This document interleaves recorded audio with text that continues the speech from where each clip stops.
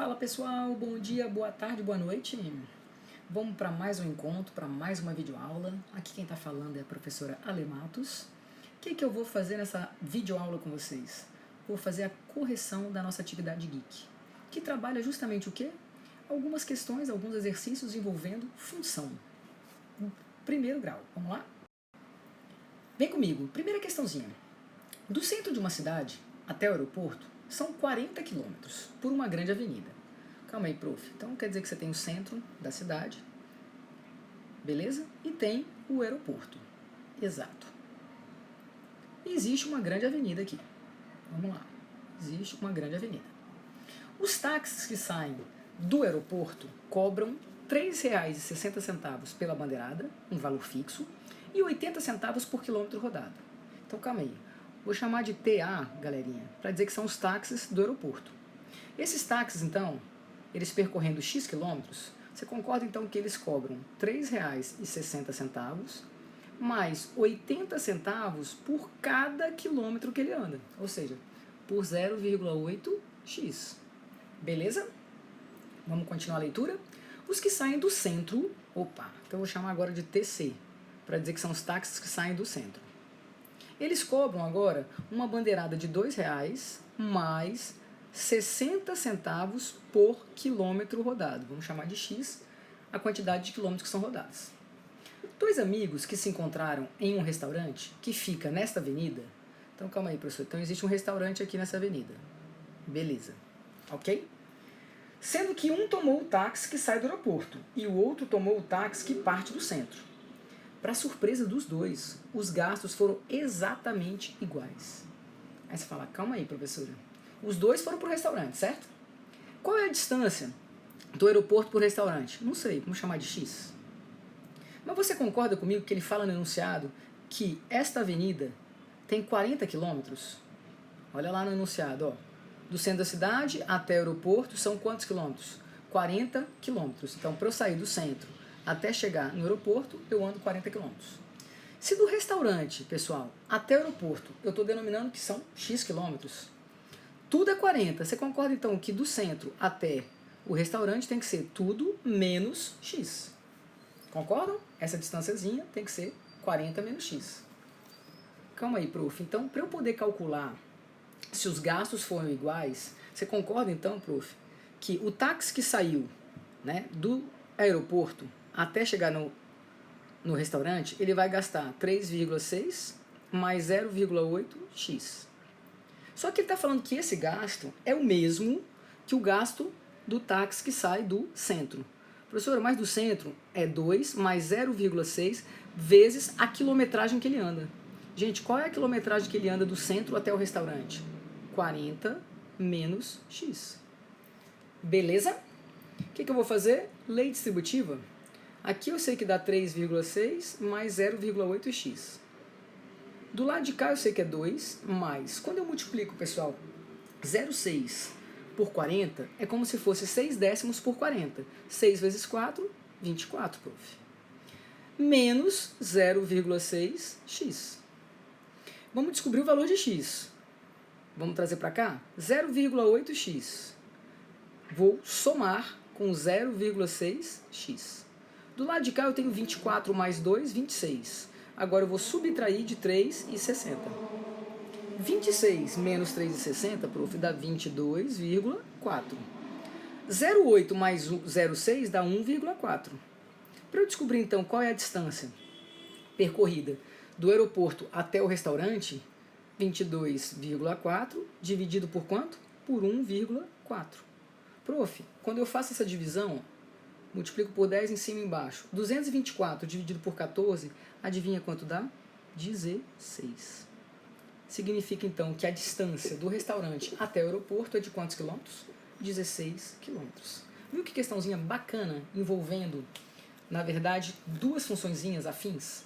Né? A função que tratava do valor que o táxi cobra saindo do aeroporto e do valor que o táxi cobra saindo do centro da cidade. Beleza? Vem comigo? Questão 2. Questão 2 ele fala para mim o seguinte: o comportamento do crescimento de uma população é dado segundo essa lei de formação. Vamos lá. Nx é igual a 5x mais 20. Beleza? Professora, o que é o nx e o que é o x? X, ele está falando para mim que é o tempo em dias. Nx, ele está dizendo para mim que é o número de micro-organismos em milhares. Beleza? Então, se eu descobrir 10, foram 10 mil. Se eu descobrir 5, foram 5 mil. E assim por diante. Baseado nisso, após 20 dias, depois do instante inicial, o que aconteceu com a quantidade de micro-organismos em relação ao que se tinha no início? Calma aí, professora. Então, vamos lá. Vamos chamar, então, de x0 o instante inicial. Ele fala no enunciado. Você concorda que quando x é 0, eu tenho 5 vezes 0 mais 20. Então, eu tenho, na verdade, 20 mil micro-organismos. Tudo bem? Isso aqui é no meu início.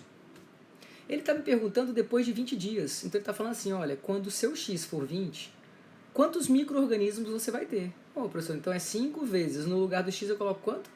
20. Mais 20. Galera, 5 vezes 20 dá 100. 100 mais 20, adivinha quanto dá? 120. 120 o quê? 1000. Aí ele botava para você fazer uma relação entre o que era depois de 20 dias e o que era no início. Gente, o que 120 é em relação a 20? Professora, 6 vezes. Ou seja, ele fala para mim que ele é o sextuplo da quantidade inicialmente observada. Tranquilos? Segue comigo. Olha a questãozinha 3. Um curso de pintura, para você ver, gente, que a matemática, que a função afim, ela está no seu dia a dia. Olha lá, você vai fazer um curso de pintura. Você vai pagar uma matrícula, que é fixa, de R$110. E vai pagar mais uma mensalidade. Ou seja, se eu chamar X de mês, se eu considerar X o número de meses, se eu fizer um mês, eu vou ter tido um gasto de quanto? 120 vezes 1, mais a matrícula que eu paguei no início. Isso aqui vai me fornecer justamente o preço gasto em função dos meses. Está escrito aqui a minha função. Vamos lembrar de tudo? Essa funçãozinha, pessoal, ela não é nada mais, nada menos que essa aqui, ó, ax mais b. Vamos lembrar? Como que é o nome dessa função? Uma função afim. Beleza? Vamos recordar tudo. Quem é o meu coeficiente A? Meu coeficiente A é 120, coeficiente angular. Meu coeficiente B, 110, meu coeficiente linear. Se eu fosse marcar, vamos lembrar de tudo que não custa nada? Se eu fosse representar graficamente essa função, vem comigo para a gente revisar tudo. Prof, a gente já sabe que o corte no eixo Y é o valor de B. Então eu já sei que vai cortar o eixo Y aqui, ó, 110. Prof, a gente já sabe que se o A é positivo, a função, ela obrigatoriamente é uma função crescente. Então ela é algo assim. Concordam? Se eu quisesse desenhar esse gráfico, gente, tudo bem que não está na situação, né? Você sabe que o corte no eixo X é sempre quem? O oposto de B sobre A. Lembram por quê? Porque para cortar o eixo X, que é o meu zero da função, o meu Y tem que ser zero. E para o meu Y sempre ser zero, aqui tem que ser quanto? Menos B sobre A. Se eu for pegar essa funçãozinha aqui, pessoal, quem é o oposto de B? Menos 110. Dividido por A. O que eu poderia afirmar? Se eu fosse desenhar o gráfico dessa função, ela estaria representada desta maneira aqui. Tudo bem? Esquece a situação problema. Porque se você for olhar para a situação problema, essa parte aqui tem sentido. Concorda? Agora, essa parte aqui não teria sentido, concorda? Pessoal, eu não vou pagar menos, né? Eu não vou ter, por exemplo, menos 11/12 de meses, que é o meu valor de X. Então, ele estaria começando da onde? Do instante zero, daqui para frente.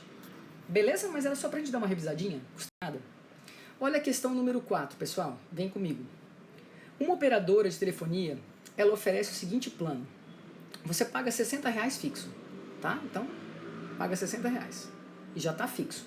Mas você tem direito a usar durante quantos minutos? 80 minutos. Se por acaso você extrapolar esses 80 minutos, você vai pagar R$1,20 por cada minuto excedente. Galera, o que vai ser esse minuto excedente? Vai ser algo que está a mais que os 80.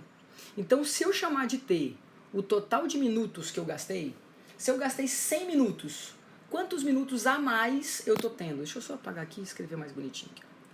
Vou botar aqui mais no meio. Ó. Vou pagar R$60 mais, repara, 1,20 por cada minuto excedente. Tudo bem? T é o total de minutos. Então, se eu tiver gasto 100 minutos, quanto a mais eu vou ter que pagar? Ué, 100, professora, menos o que você tinha direito. Eu tinha direito a quantos minutos? 80. Ah, se eu gastar 120, 120 menos 80. Acabei de escrever a função.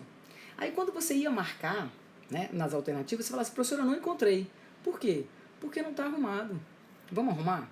Lei distributiva, ó, 60 está fixo. 1,2 vezes t vai ser 1,2t. Quando você multiplica menos 80 por 1,2, é como se fosse 80 vezes 12 o que, gente? Décimos. Ah, prof, então 8 vezes 12 a gente sabe que dá 96. Então, essa função que vai me dar o preço que eu vou ter que pagar vai ser nada mais, nada menos que 60 menos 96. Prof, 60 menos 96 é nada mais, nada menos que menos 36.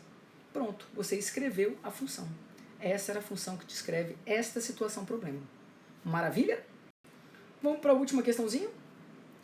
Questão 5 era para a gente lembrar como que a gente escreve, né, a função a partir de pares ordenados. Aí a gente revisou como resolver um sistema, né, um sisteminha do primeiro grau, bem basicão. Estou te dando o seguinte, pares ordenados que pertencem ao gráfico. Quando x vale menos 1, o y vale 3. Quando x vale 2, o y vale 0. Então, calma aí, prof. Eu sei que a minha função, ó, é uma função afim, desse tipo. Então, vamos substituir. No lugar do x, eu coloco quanto? Menos 1. No lugar do y, eu coloco quanto? 3. Olha o próximo par ordenado. No lugar do x, eu coloco 2. No lugar do y, eu coloco quanto? 0. Prof, isso aqui é um sisteminha. Vamos deixar ele mais bonitinho aqui, ó. A vezes menos 1, menos A, mais B, igual a 3. 2As mais 1B, igual a 0. Métodos que você tem. Professor, eu posso usar adição, posso usar substituição? Pode. Eu vou já, ó, diminuir uma da outra. Por quê? Porque eu desapareço com B. 3 menos 0, galera, 3. B menos B foi para o espaço. Menos A com menos 2As dão menos 3As. Ou seja, o A vale quanto? Menos 1. Mas se o A vale menos 1, professora, eu sei que o oposto de A mais B tem que dar 3. Então você concorda que menos menos 1 vira mais 1. Mais 1 mais B tem que dar 3. Adivinha quem tem que ser o B? 2. Então a tua função, f de x, ela é ax mais b. E aí ele te dava alternativas. E a alternativa que você ia marcar era observar o quê? Que o seu a, por ele ser negativo, a tua função, ela, obrigatoriamente, era uma função o quê? Decrescente. Beleza? Só para a gente recordar que o coeficiente angular me diz se a função é crescente ou decrescente. Espero muito ter ajudado e contribuído com vocês, tá bom? Um beijo e até a próxima!